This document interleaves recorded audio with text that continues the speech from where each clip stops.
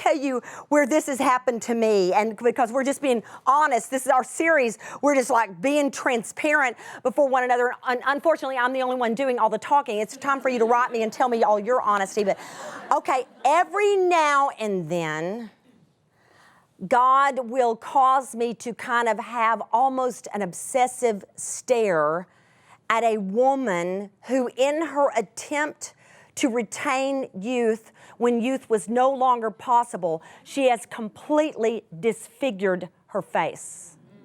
I'm talking about disfiguring her face.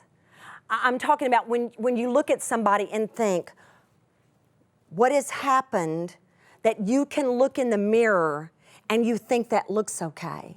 I've got a very, very good, dear friend who is a dermatologist, and she said, you cannot know how many times we try to say to a patient, it's not gonna look good. I'm gonna ask you. She said every now and then she just goes, I can't do it. You can have somebody else do it, but I can't do it, because when you do that, you honestly are not going to any longer look real. I don't mean trying to work with what you've got. I'm not talking about a little nipping and tucking here. I'm talking about a whole restructuring where somebody looks like they've got on this weird mask and they've got all these implants in their face. They no longer have any nose at all. And now when your cheeks stick out further than your nose in your profile, something ain't right. Is somebody with me on this?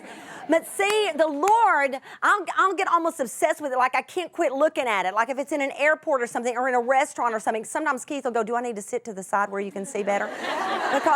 because what I know is bothering me is that I think the Holy Spirit is saying to me, you want to be careful, Beth, don't you? You know, because I want to, work out. I like fun clothes. You know, I want to have cool hip hair. Where's the line?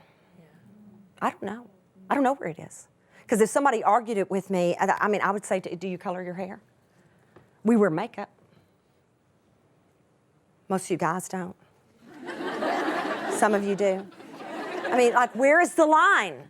Because truly the only way you can know it in the culture that we live in is to walk in the Spirit enough to where God can say through His Holy Spirit within you,